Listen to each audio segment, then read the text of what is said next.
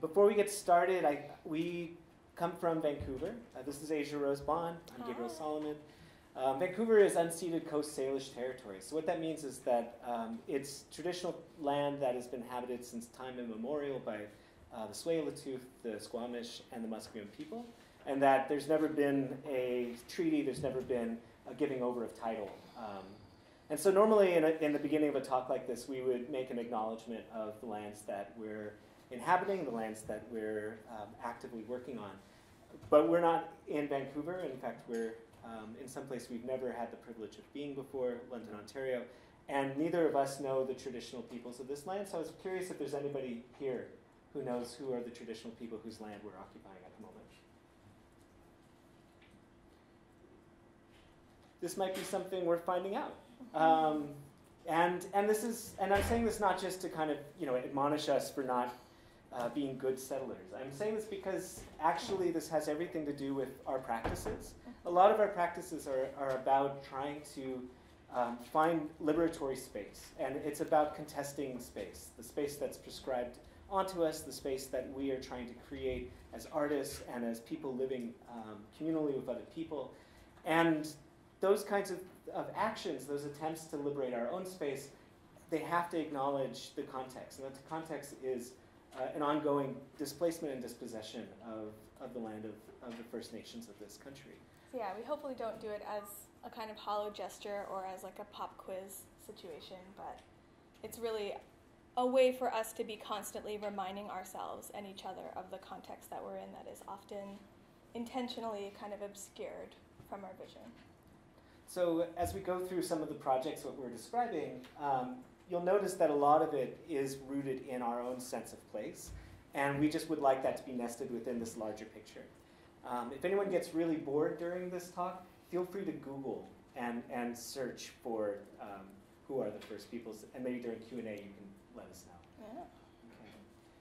So maybe by way of introduction, I'll say that Asia and I are both interdisciplinary artists. We both have a lot of different practices. We could be talking about any number of them. And maybe just to be really quick about it, we'll name a few things because you might find some of these other practices interesting, and they all inform the projects that we're going to be talking about. I myself make visual art. It often takes the shape of sculpture, installation, photography. I do work in exhibition spaces, but that's actually really not my primary focus. I'm actually an experimental musician. I've been performing noisy, weird music at very loud volumes for over 15 years. I can't keep track anymore. I had a project for a lot of years called Yellow Swans that you can find easily on the web somewhere if you're curious. And I currently perform under my own name, Gabriel Saloman.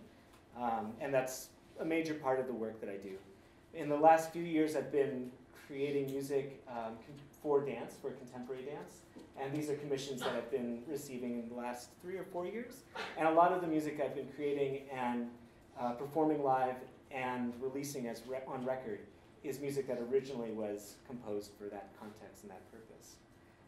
Additionally, I'm a writer. Most of my writing ends up in artist publications, either ones that I self-publish or things online. One of the texts that I think was given to you as an optional reading was published just recently by the Journal of Aesthetics and Protest, which is a really fantastic journal, and I encourage you to look elsewhere for more of their work.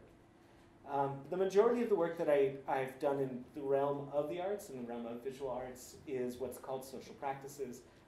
This is a photo from a project I did in Columbus, Ohio, not so far from here, with a group called Red 76, who I've been collaborating with on and off since 2001, 2002. Yeah, so my practice also spans a lot of different mediums and ways of working. I'm self-taught with the exception of a little bit of formal training in fashion and music. And I also have a background in craft as well. So this sculpture is a picture of some of the textile sculpture stuff that I do that's really informed by my background in fashion and craft. The next piece is another textile piece that is informed by these kind of more formal studies of geometry. That this one specifically I made initially using this kind of mathematical repeating stamp patterns that would recur and then have areas in them. There's an example of the stamp work next, so kind of formal visual stuff that I do on my own. And then another big part of my practice is collaboration, which this is an example of a collaborative textile installation that I did with 3 other women. I love taking things out of the gallery and into the woods or onto bodies in spaces, and also creating kind of environments for other social interactions and relationships to happen in. And yeah, so sometimes those collaborations are like one time, and then sometimes they're ongoing and recurring. Co-founded a couple of different long-standing collectives, Seam Rippers Craft Collective, Her Jazz Noise Collective, which I'm going to talk about today, as well as the Witches of East Van and the Witches Union Hall, which are kind of like spiritual / activist / just friends hanging out doing things together. So yeah, there's this broad spectrum between myself alone, myself with another person for a short amount of time, and myself with larger groups of people for extended periods. Yeah. And this is an example of something that was just done on the first day of Occupy Vancouver with a bunch of people who I never worked with again. So that's an example of a more kind of ephemeral thing that I've done. So I don't want to assume what you've been exposed to, and I guess I wouldn't mind a show of hands. Who's encountered this term before, social practices, in the context of art? Okay, yeah. I mean, you know, the hands aren't super high, but I see a few. That's not bad. Okay, for people who've never encountered this before, the working definition that I use for social practices is it's any artwork where the content and in a lot of ways the meaning of the work is dependent on some form of engagement and interaction, and where the work itself isn't really completed until there is that engagement or interaction between the artist and other people, presumably an audience. And it's easy to understand that really there is no art that gets exhibited, performed, or displayed publicly in some way that doesn't actually depend on other people encountering it. But social practices is different because it really necessitates people's engagement to actually create formally what happens in that space. So it's a much more collaborative and in a lot of ways a much more risky artistic venture. Mm-hmm. It's not just creating a painting and then watching people encounter it in a gallery. It might look a lot more like people and you negotiating what that painting is going to do or what happens in that space in the gallery when you're looking at the painting. There's varying degrees of collaboration in social practices. Often an artist, myself, when I conceive of a social practice project, I will be the one who sets the aesthetic frame. I will be the one who creates the initial poster or the initial website, and then people come to that. But the way that I describe social practice is that the primary medium is actual human interaction and relationship. And so those other things are kind of add-ons, or they help set the space for the real work that is happening. And keep in mind, for anyone who is familiar with social practices or who has an experience doing it, that these definitions are up for grabs. We can debate them for sure. But I think for both of us, collaboration is a really essential part of it. And there's something about collaboration that is not just kind of, setting up the ride and then sending people off on the ride, but it's really engaging in a negotiation. It's compromising, and it's in many ways, depending on who shows up and on their engagement with this to create this thing that you want. And there's a lot of room for failure, there's a lot of room for ambiguity, and I think all the projects that we're going to talk about this evening are models of that. So models of projects that could not have been meaningful or realized in any formal sense without that collaboration, but also projects that ultimately succeed and fail in maybe equal or greater measure because of the people that we're collaborating with and our relationship with them. So I guess the way that we're going to do this is we're going to go through a handful of projects. Hopefully their relationship becomes more clear as it goes on. And then we'll open this up to some conversation and questions. Some of these are projects we collaborate on together, and then there's several that are our own kind of branches from the tree, I guess. This is an image that somehow was supposed to symbolize collaboration. Us sitting beside each other working on our computers. Yeah, that's not really the best image. So forget that image. This is a better image of collaboration, and specifically a collaboration that Asia and I have been involved in for, at this point, about 3.5 years. Mm-hmm. So the STAG Library is an actual functional reading and lending library that we run out of our home in Strathcona, hence the Strathcona Art Gallery, aka the STAG Library. This library is a library that for about 1.5 years was open every Sunday from noon till 5, and now is open the first Sundays of each month from noon till 5. People can come. Anyone who hears about it is able to come in, visit, read, listen to records, socialize. We'll make them a coffee. If people become members, which is a one-time $10 fee, they can borrow out books up to 3 books a month. We have about 81 members. We have usually about 30 odd books in circulation. Most of those books come back, not all of them. It's not really that upsetting when the books don't come back because it's really about trying to bring people back into the space. The gallery actually began as an art gallery. We had a housemate moved out. We suddenly had extra room in the house because they had all the furniture. And we realized that we had this thing that almost nobody in Vancouver has. I don't imagine that people are having the same issues around private domestic space here in London, but in Vancouver, it's incredibly hard to find affordable housing. For anyone who's remotely low income, which includes us, it's a huge day-to-day challenge to sustain housing.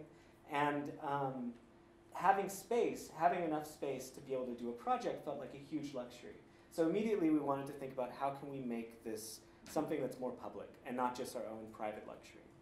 Mm-hmm. So the idea that came to us was to create this gallery project space. People could do residencies in the space. Mostly what a residency looks like is we give you a copy of the house key and then you just let us know when you're planning on coming over if you feel like it. And those residencies are about a week for somebody who is staying in the actual space, up to a month for somebody who has another place to sleep in town. And in addition to exhibition making, we were also doing screenings, readings, artist talks. And then when we decided to transition into a library because a huge amount of books came out of storage, basically, and there was no empty room anymore, we wanted to change this project around so it had a slightly different flow and a different function. And that's currently the state that it is in now, is the library. I should say that that picture of all of the books, it's grown so much since then. We received tons of donations, and yeah, this is like the older iteration, and there's like stacks of shelves on top of shelves and shelves beside shelves, and there's comic books under the daybed, and there's just, it's like totally to the gills. Yeah, right be now. warned, if you open up a library, people are going to say, oh, great, can I give you my books? Yeah. And I think it's because there's a generally held understanding that books don't want to be garbage. They don't want to be landfill. They don't even want to be recycled. Books want to be read. There's some really awful books that shouldn't be read. Or maybe shouldn't even be printed. And definitely shouldn't have been printed. It's not their fault that they shouldn't be read. They shouldn't have been printed. But most books, they're like little creatures that want to be picked up and held and looked at and loved and then passed on to somebody else. And that was part of the impetus behind trying to create this interstitial space between private and public. Wanting to make these things that we valued and that we fetishized, these objects that we didn't want to get rid of, somehow still part of the commons. And at this point, I'm not sure how much this is true where you are, but libraries are deaccessioning at a really rapid rate. So there is no guarantee that the books that are in the library now are going to be there a year from now.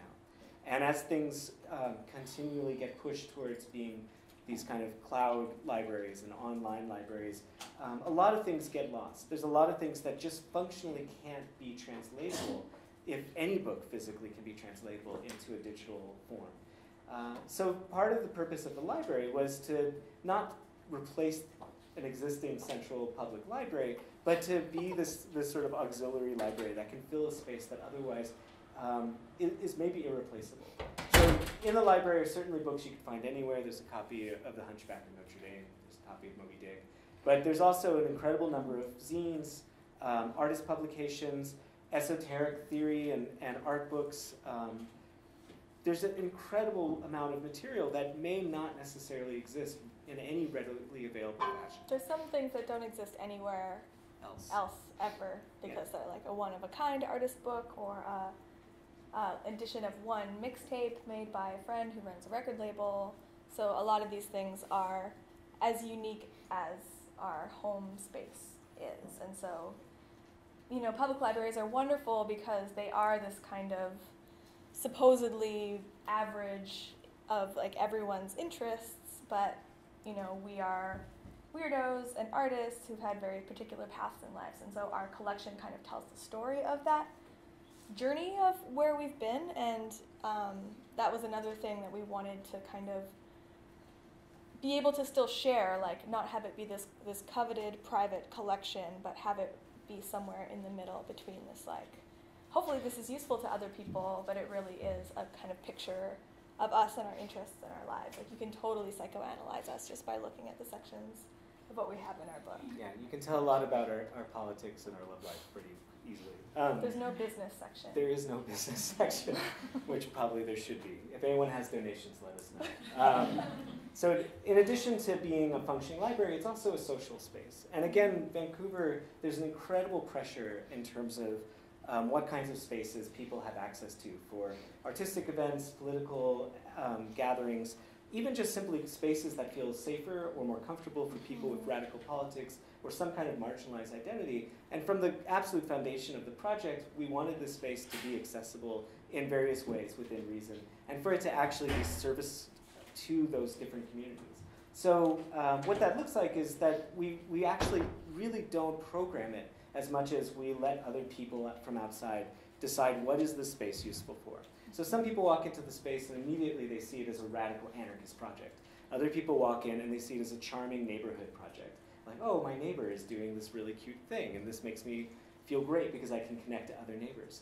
And some people walk in and they see it as a queer space. Some people walk in and they see it as a space that is celebrating language and writing and text. And all those people end up inserting themselves into that space with their own programming. So this is an image from a film night that we would have periodically. One of the other things that we try to use the space for is to produce work. And so in addition to the residency, which now as a library is mostly focused on being a publication residency, and what that means is we really just try and invite people to use the space towards self-publishing in some way. And we facilitate that in whatever way it seems appropriate. In addition to that, we also produce broadsides, publications, zines, and we've started a project called Brewpub. And Brewpub is a journal that is a beer, right? And it's an exploration of this idea that Matthew Stadler from Publication Studios put forward, that publication is a verb. It's not a noun. It's not an object, but it's an act. And it's an act that creates a public. And so we were really interested in the synchronicity of language between publication, pubs, public houses, and publicness. These ideas that somehow going to a pub was once a place where you went to be among a public. And that public was produced in some ways by that pub. And we felt like our space was operating in a similar way. The first iteration of the Brewpub that we did actually started in a pub, where it was like a book club in a pub. And we had a little stipend for beer to kind of help give an extra incentive for people to show up and do this book club thing. And when we were almost out of money, we decided that rather than buy one more round, we would put that money into making a whole batch of beer, and that the batch of beer would be infused with all of the conversations that we had been having, and the label would include some of the thoughts that we had been having and the references that we thought were relevant to the reading. And so it emerged this kind of like beer where what's inside of the beer is the publication and what's on the label and the broadsheet, and also just all the cumulative conversations and ideas and sharing and relationships that were built over that period. So that's the kind of snapshot of the first one and the kind of logic for how it works as a publication. Yeah. So for the MoCA, we are collaborating with an artist named Gina Badger, who I think has spoken here in the recent past. Is that right, or no? Oh, she should. She's great. Yeah, Gina is the former editor of Fuse magazine. Hopefully some of you came across that magazine before it sadly went away. It's still in the library, I'm sure. Mm-hmm. And Gina is an incredible artist in her own right. And we were interested in a few different things. We were interested in herbs. We were interested in how herbs relate to a specific set of practices that can be traced back to different European ancestries. We're interested in exploring settler colonialism through this lens of tracing European ancestry into the present. And specifically, Gina is very, very interested in the herb mugwort. which maybe you can describe a little bit better. Yeah, mugwort is a weed, basically, that has been used for thousands of years, likely, in Eurasia as abortifacient, meaning it like induces menstruation. It does, like, it's an astringent. It's like it has this whole myriad of amazing things that it does, and somehow it resists cultivation. It's a rhizomatic plant, but somehow it managed to come here to North America. So it's an invasive species, and we were interested in the kind of parallel between settlers and invasive species in plants. I thought it was kind of like a working metaphor that we could plug into. And so we've been mapping, Gina was mapping, this is the map here, mapping the distribution of mugwort across North America, which is just kind of reoriented south or to disoriented. north, or disoriented. Yeah.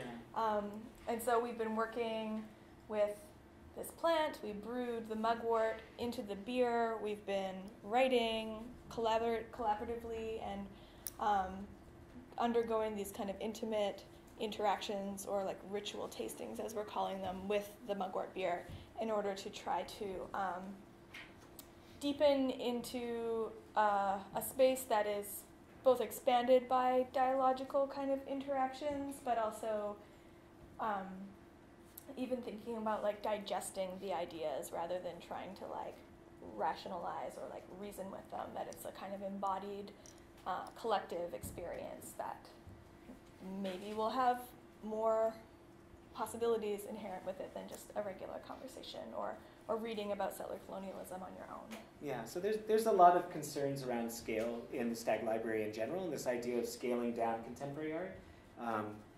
Part of it came out of my own frustration with this idea of the international global contemporary art world, which I found really alienating and problematic and uncritical. It sort of assumed that the goal was to simply become more global and more total in a lot of ways. And I found that becoming more local, focused on a neighborhood, and creating contemporary art at the scale of the neighborhood was a lot more interesting. And so in a lot of our projects, we're focused on scale. The ideal audience for one of these projects is 5 to 12 people, not 50 to 100. This particular photo is of sort of the setup for one of our ritual tastings that we've been doing as part of programming for the MoCAD show.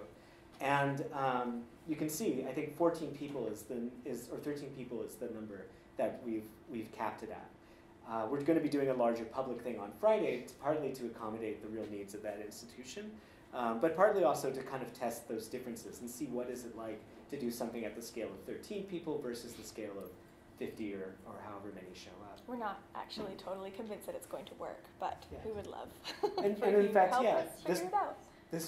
This work actually I think works great at the scale of 13 people.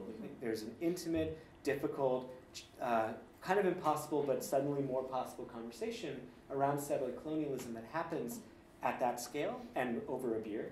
And it's going to be really interesting, and I'm very dubious that it'll succeed if it suddenly is expanded to about 50 people. So, yeah.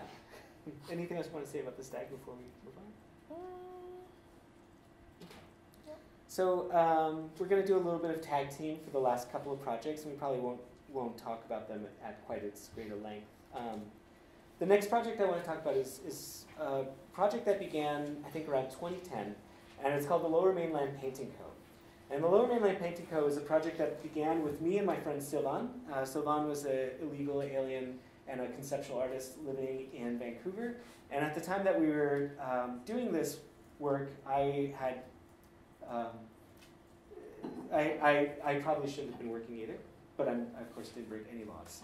And we found that the only work that we were able to get was either in the art world or as house painters. We weren't great house painters, but we were cheap. And so people would hire us. And we were working a job painting a house, a really terrible basement suite in Surrey, BC. And over the course of that day of about 12 hours of work, we had probably the greatest day of conversation about art in our lives. We covered so much territory. We talked about everything and hit incredible epiphanies. And by the end of it, we realized, this should just be a project, because if we're going to be doing this work anyways, and we're going to be talking about art, then it means we're not stopping being artists, even when we're house painters. we're still artists, so let's just be artists even when we're house painting. And so we came up with this concept of a group called the Lower Mainland Painting Co. And the Lower Mainland Painting Co. was looking for work either in arts institutions or from private folks. And if we were hired by someone private, we would work out and negotiate an hourly rate. If we were hired by an arts institution, we would demand Carfax. And the part of it was a test to see where we would make better pay.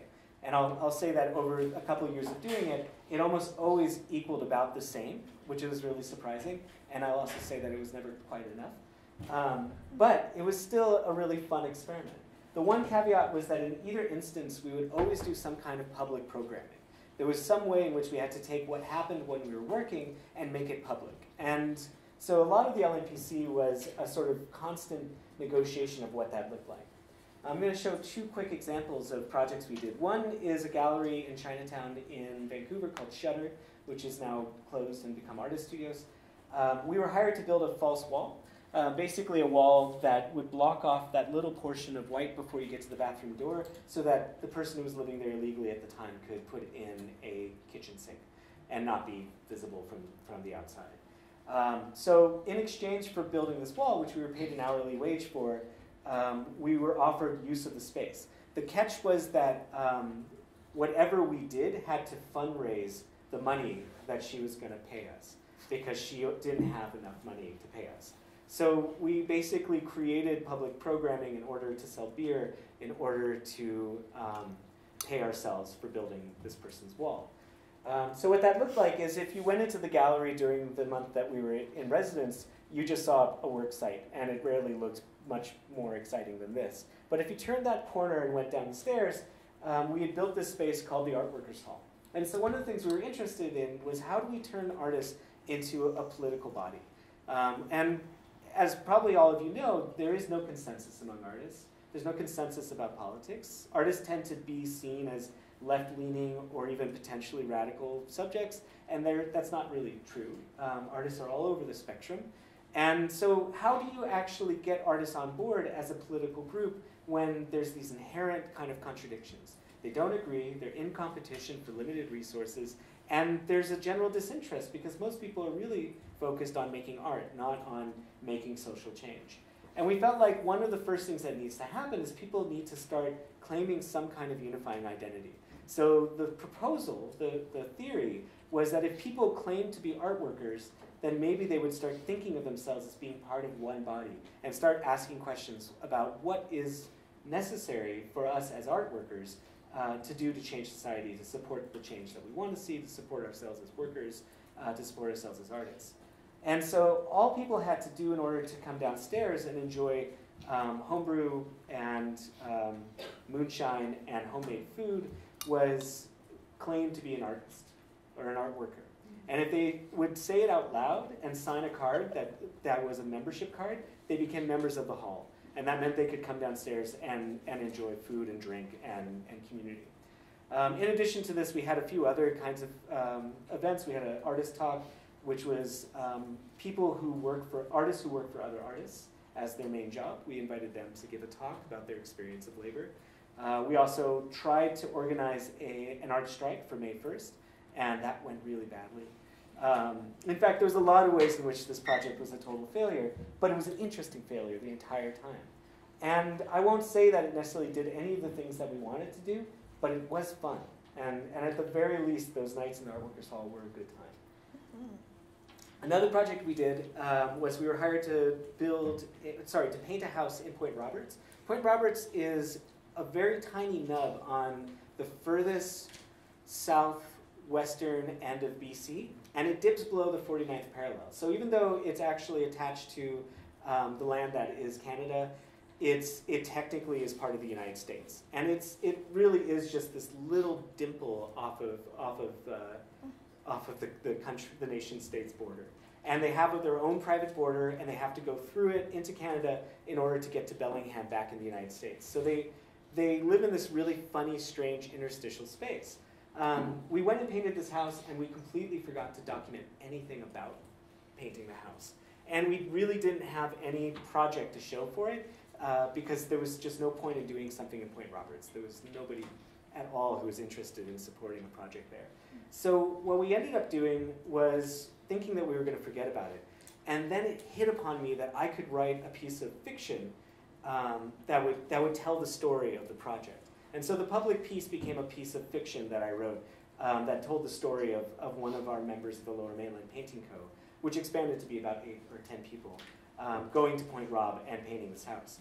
And then I thought, if I make it a piece of erotic fiction, people will read it, and they'll really like it. And so that's what it is. And so the project resolved itself in a piece of erotic fiction, which luckily my coworker approved of.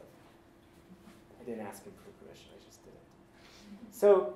So again, the thing that was interesting about the Lower Mainland Painting Company for me was, in a lot of ways, it was an impossible proposal. How can we collapse our work lives and our artistic lives? Not to the point where our art is no longer fun or our work is suddenly now purely aesthetic, but so that we don't have to separate ourselves, so that we can be one whole person at the same time as we're working, at the same time as we're creating art. And what does it do to collapse those two identities and those two roles? Okay. Project number 3. So I mentioned that I have a background in music. I went to music school for 1 year and found it to be totally not satisfactory, and so I dropped out and tried to forget everything that I'd ever learned in music. And that involved me moving to Vancouver from the small town in the interior of BC where I was going to college, and starting up a noise band, which basically is what it sounds like. It sounds like noise. And playing with another woman and a man, the kind of music that for me was like completely liberating and completely unlearning of all of the like quite strict, formal Western ideas about what is good music and what is right notes and what is wrong notes and all of these things. I didn't have a background in experimental music. I liked some weird things like Sonic Youth and punk rock and whatnot, but I knew that I wanted to do something completely other than what was being provided to me as options in music school. So I started playing in this noise band and played quite a bit around town, mostly in art venues actually. That seemed to be the place that wanted us to do what we were doing. And my bandmate and I, the other women, were kind of appalled and just like perplexed as to why there seemed to be no other women making experimental music in Vancouver. We were the only two. And Vancouver's a pretty large city and it has a pretty large scene. It's not like I'm doing it in a small town or something. There's like regular weekly events and lots of places that put on these experimental shows, and there was tons of women in the audience. And we were the only 2 women that were ever on stage. And we were just like, what the fuck is going on here? And so I made a flyer, as many of my projects start with a flyer, that just basically said, hey, we know you're out there, we don't know where you are, but we want you to come out and we want to play music with you. Or we want to not even play music with you, we want to just experiment with sound with you. So if you self-identify as a woman, which means that it was open to trans folks and genderqueer folks, then join us every Wednesday at this random artist studio space. You don't need to be invited, just come. You don't even need to bring anything, just come. We'll have stuff and we'll just make sound for a few hours every Wednesday. And we did that for 3 years, I think, where every week we just opened it up. And we had these flyers that were kind of like, fuck this shit, we need more women in noise, this is super boring with all these dudes all the time. So Her Jazz Noise Collective was formed. This is the little sigil, logo, emblem thing that I created. Again, before anything had even happened, I made an emblem and put a flyer. The symbol is actually a kind of feminist answer to the phallic raised fists of resistance that is so ubiquitous. The first time I ever saw this image was actually a woman being pulled into a paddy wagon with her hands cuffed, and she was raising her hands like this in the sky. So that's what it's inspired by. So Her Jazz started jamming, and I had a background in I had been playing experimental sound for a little while then and felt confident enough that I could facilitate these open jams and share what skills I had. It was very much in the mode of like mutual aid. It's like, I know a little bit of this, you know that, you'll tell me how it is. And we found that at shows, men were often like quite guarded about their gear and what they were doing. They didn't really want to talk about it. They didn't really want you looking at it. It was like their like secret laboratory, and they needed to preserve their secrets. So we did completely the opposite of that, and we were just like, anybody come, we'll figure it, even if we don't know, we'll figure it out together. So we were doing these jams, and we started putting on shows. And, well, this is a picture of a jam. This is about as big as they got. This is probably about 15 women in my living room on one of the jams, because the location needed to move around, because spaces get shut down in Vancouver quite quickly. But we started performing, and we started a partnership with Vivo, which is a media art center in Vancouver, and we became a part of their programming. So we started an event called Women's Studies. That was, the kind of catchphrase was mostly noise made by mostly women. So there were exceptions to that. Sometimes it was people who do like pretty pop stuff, but they wanted to take the opportunity to experiment with their set and maybe improvise more, or maybe add some weird element or some musician to play along with them. And so for the most part it was noise, and it was mostly women, but sometimes there was the odd dude involved.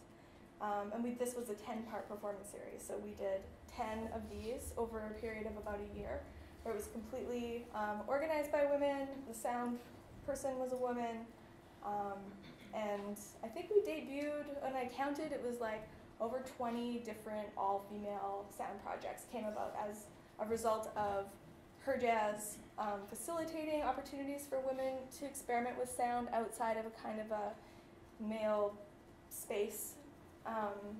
And then having an event to be like, we need people to play, why don't you put something together with your new pals? And so a lot of amazing all-female projects came about as a result of Her Jazz. This is us playing at one of many feminist satellite events that happened after the big feminist retrospective that was at the Vancouver Art Gallery. It was called WAC. It's like 5 years ago. That was kind of a golden era for me, because it seemed like everyone cared about feminism for like 6 months. And there was like all of these amazing things happening. And then after that, they were like, okay, we don't care anymore. Yeah, but I think that Her Jazz was an amazing success in a lot of ways. It got a lot of flack, and people were really pissed off about it. Even really close friends, which I think was maybe the hardest thing about that project, was that close friends who didn't understand why women might sometimes need spaces to just be together and connect over their shared experiences. Yeah, a lot of friends became not friends anymore as a result of that, and you know, maybe Gabriel can talk more about their feelings, because no one ever actually talked to me about it, but they would for some reason talk to him about it. He was more approachable or something. But yeah, so we did a lot of things, and the last show actually was probably conceptually the most rigorous. I mean, we did a lot of different conceptual pieces. Often like one woman would come to one of the jams and say, I have this really amazing idea, I want to like contact make a bunch of wine glasses, and then I'm going to conduct you all, and you do all these weird things, and we'd be like, okay. And so we would all just give ourselves over to enacting this person's composition or their idea. And then other times it was something that we created together. I mean, who came? I can't even count how many women participated in those open jams over the 3 years that we did it. A lot of women came just once, and then we never heard from them again. Not even really knowing why that was. Some people came for a couple of months and said it was really wonderful, and maybe it informed their dance practice or some other practice that they had. And then there are a couple like shining star examples of people who weren't playing sound, working with sound at all, and then like actually established these amazing careers and practices as a result of it. But the last thing that we ever did was at the Vancouver Art Gallery, where we performed 3 different sets in one night, and we're working on a publication of writing that's done by our extended community about the project, because we wanted to kind of try to get a more diverse picture than just us patting ourselves on the back and like, look, we did such a great job, wasn't it so fun? And some of them are a little contentious, but we also have a handful of recordings that we did that I think are quite good. So at the time that we were doing the Vancouver Art Gallery performance, I was having a really hard time wrangling everyone together to like work on the publication, and so we agreed that we wouldn't play another show until we finished the publication, and then we just never played another show. Partly because people's lives are just really busy. A lot of the folks who are multidisciplinary artists in the same way that I am, and there's just always more things to do. But currently, a lot of the essays and writings, including a piece by Gabriel that's really wonderful, are on the Her Jazz website. So there is an archive of photos and all of the flyers for the shows that I made, and as well as the writing. And I'm hoping that eventually there will be, even if it's just online, a kind of like more, not conclusive, but more full document of this project, because a lot of things came of it, and a lot of even just if ephemeral or like momentary projects. It really did change the face of Vancouver's music scene, and now I would say that from my perspective, I see a lot more women playing music. Not always just noisy stuff, but just music in general. And I still, just out of habit, whenever I go to a show, I like do a little head count and like check out what the ratio is of like men to women. And I mean, you can do the same thing for like folks with white privilege and folks of color, or, you know, queer folks. Like, there always is that imbalance, unless people in their organizing are making like a really concerted effort to like do outreach and like meet other people who are from outside of their networks. But it is changing, and I do think that those kind of interventions, however small they might be, can actually make a difference, especially within smaller communities and on a smaller scale. Yeah, so that's it for Her Jazz.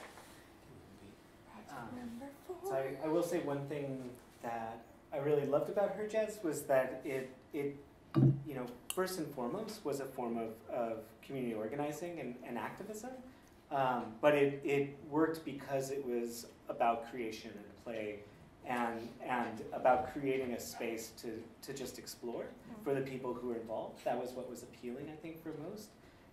To just experience support and mutual aid in that way. But then it also was able to sort of sustain itself by masquerading as a band.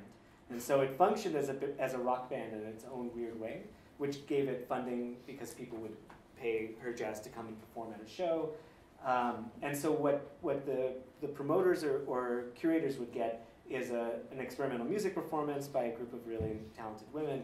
But what they didn't realize is that was actually being used as a kind of catalyst to bring people out of their threshold of what they thought they were capable of doing and into a whole other realm of performance and creativity that was really inspiring to watch. So the last case study, the last project, before we kind of open this up and invite some questions and conversation, is one of the more recent projects that I've been involved in. It is something called the People's Procession Against the Pipelines. This was a project that I began about a year ago, longer, in August of last year. And I was invited by a curator in Vancouver to create a public walk. And the invitation was to create a public walk in collaboration with a community group. And I was interested in collaborating with a community group from Burnaby, which is just east of Vancouver. It's its own city, but it also functions a bit like a suburb. And specifically, I was interested in collaborating with a community group that was doing work as a community against a pipeline that already exists in Burnaby. So what I proposed to them was that we would create a procession, and we would create a public walk that would reveal the existence of this pipeline to the neighbors, to the community, and that would function both as a kind of public performance, and also as a sort of way of galvanizing people and activating people in the immediate communities that were going to be affected by this pipeline. So this pipeline was put in 1953, and it was put in because the tar sands at the time was a place where people were actually getting real oil and not this kind of terrible mud tar business that they're trying to turn into oil. And at the time, they needed to simply get oil from Alberta to Vancouver and to BC. So they built a pipeline over the mountains, and it terminated in Burnaby. And in fact, in Burnaby, there's multiple refineries, places where oil is stored, places where oil is put onto ships. And for a long time, this was just really to support the local needs, resource needs of this developing metropolis. For about 50 years, the city of Burnaby built on top of this. The city of Burnaby expanded into it from being a kind of rural community on the outskirts of New West, which was the former capital, and Vancouver, which was becoming the major center of the Lower Mainland. And all around where this pipeline was laid in, malls, grocery stores, houses, playgrounds, schools, senior centers, community centers, even Simon Fraser University, like all of this infrastructure was built up that is now inhabited and on a daily basis by by folks of all walks of life in Burnaby. What's interesting is that this image is of Westridge Terminal, and Westridge Terminal is where, at this point, tar sands is actually being put on ships and sent to the US or elsewhere overseas.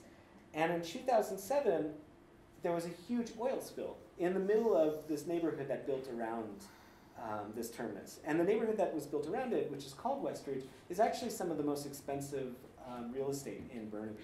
So basically, people who had multi-million-dollar homes were literally living on a toxic waste site for a small period of time. About 250 people had to be evacuated when the spill happened. And it was like a gushing geyser. The city of Burnaby hired somebody to dig in order to lay down, I think it was some electricity cables, and the company that manages the pipeline didn't have correct maps, and so it led to this accident. Some members of the community who experienced this organized around trying to push back against this oil infrastructure. And in particular because in recent years, as the tar sands have been pushed by the federal government, there's been an attempt to kind of expand the amount of oil that can be shipped and the amount of bitumen that can be shipped through the pipelines that exist. So Kinder Morgan at this point is trying to do what they're calling twinning, which literally means they want to lay in a brand new pipe along the same pathway that the existing pipe is. And their hope is that it'll be less controversial than something like the Enbridge Gateway pipeline up north in northern BC. I mean, in a lot of ways, it's a very similar story to what's happening with Line 9, and I don't recall if Line 9 directly runs through this part of Ontario. I don't know if anyone knows, but I know it should be a matter of concern for anyone living in Ontario, for sure.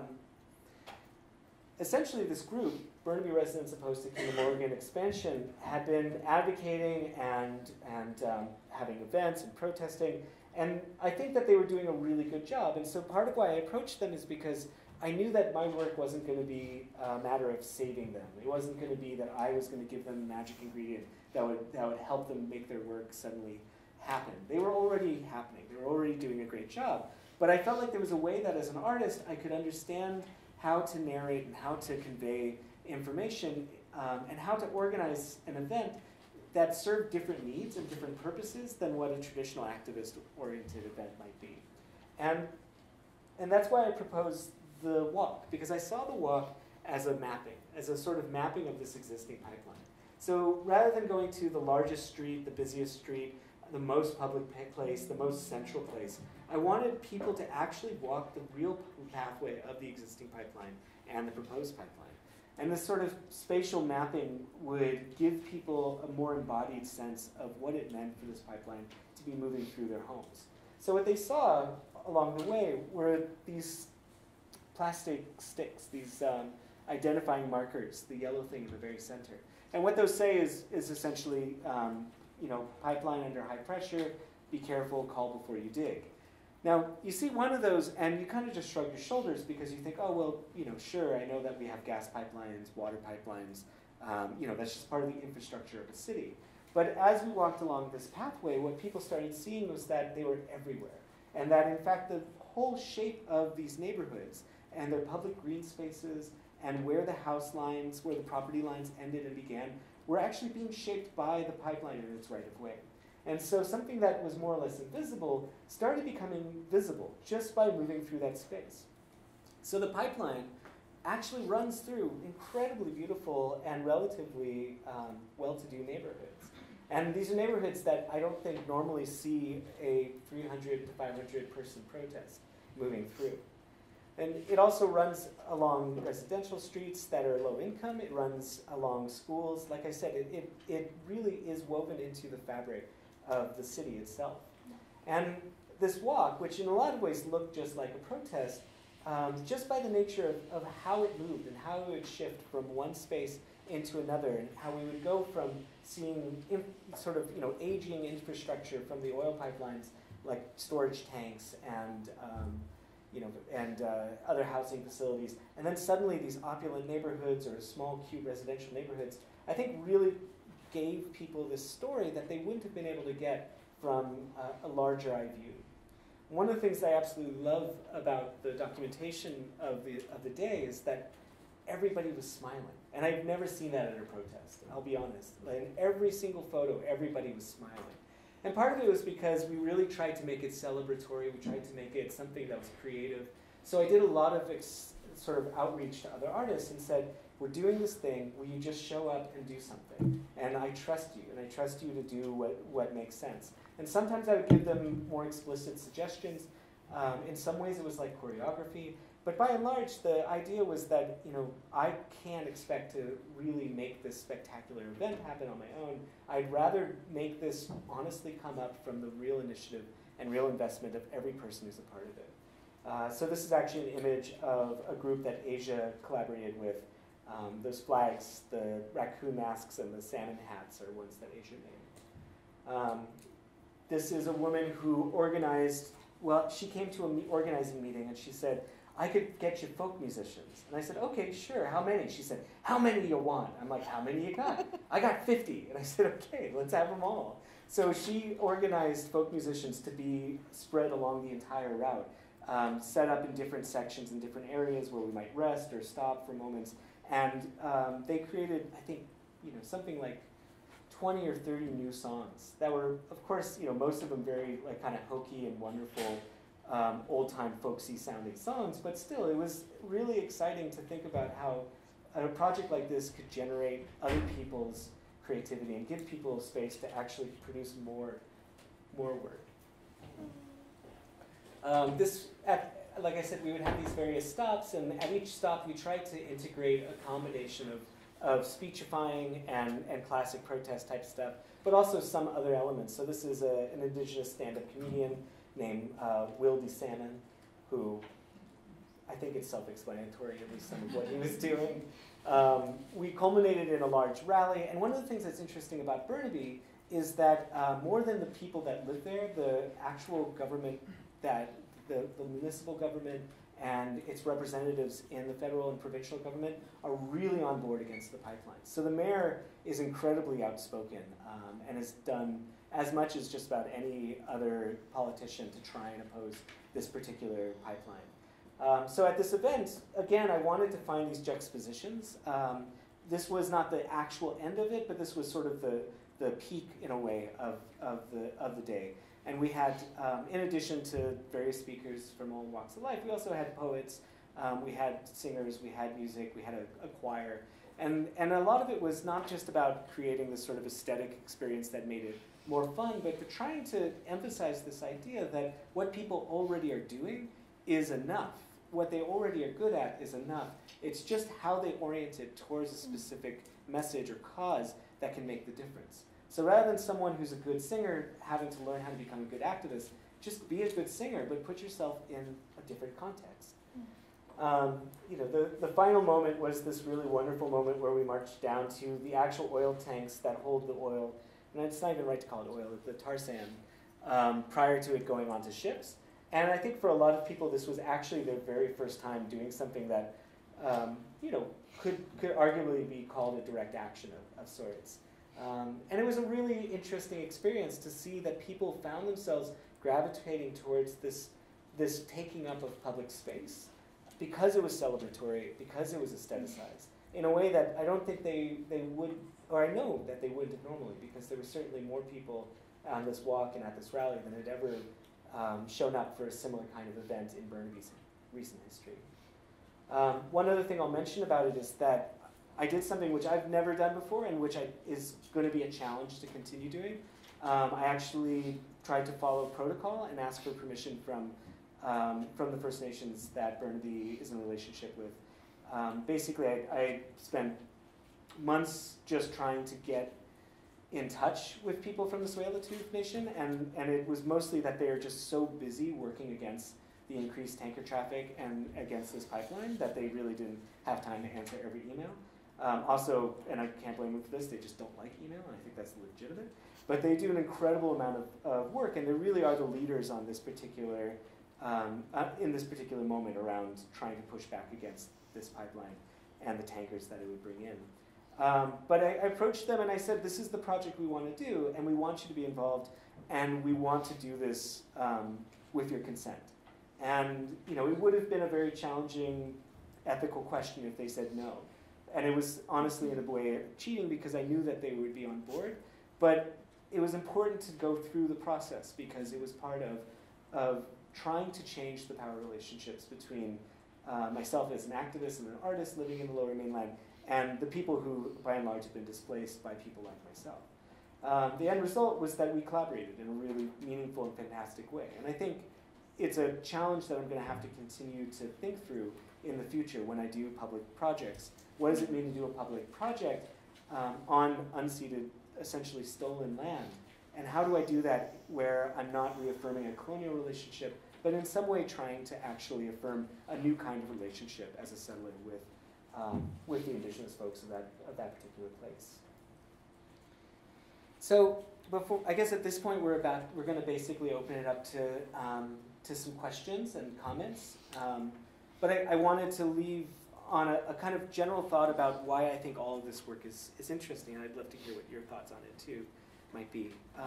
For me, all of these pieces represent a moment where I'm refusing to let myself stop being an artist when I'm engaged in other practices. So when I'm working, when I'm an activist, when I'm in my domestic space and homemaking, I'm insisting that I can continue to be an artist as I do those things.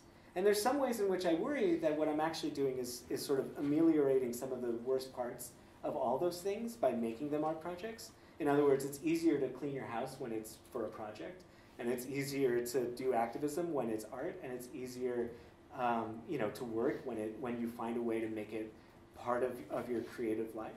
But on the other hand, I also don't necessarily think it's bad for the art, and I definitely don't think it's bad for my own experience to try and find these moments where they can, if not completely collapse, they can exist simultaneously. So in the spirit of the yes and no, I mean, I think that there's a lot of moments where I would say that the protest was not an artwork, but it was an artwork, and I will stand by both those statements. And similarly, I think that the LMPC was both a project and it was honestly just an attempt to try and make rent at the end of the month. It really was both of those things. And likewise, the STAG, it's our home, it's our domestic space, and it's us really inhabiting our domestic space in a way that's meaningful for us. And at the same time, it is a project, it is an artwork. And those moments where it's ambiguous or confusing are actually moments where I'm learning and discovering something in the process. That's where it gets exciting and interesting. And there's moments where it can fail, and there's moments where it can be unclear, and that's really sort of the place that I'm constantly looking for. I don't know, do you have any thoughts about it? Yeah, I guess I would just say that personally, I mean, I'm an intermedia artist. I have a lot of different things that I do, from sound, performance, and drawing, and collage, and sculpture, and performance, all kinds of things. But, art influences so much of my life, and so much of my life is influenced by art. It seems to make sense that in the spirit of collaboration that our everyday life actually would be collaborating with our artistic practices in terms of making food and reading books and drinking beer and getting involved in the environmental crises within our community and addressing problems of inequality within our community, that it's why shouldn't those things collaborate with our art when our art collaborates with so much of our lives as artists anyways? It's we're on this path. And so for me, keeping up these arbitrary boundaries between things isn't actually interesting or exciting.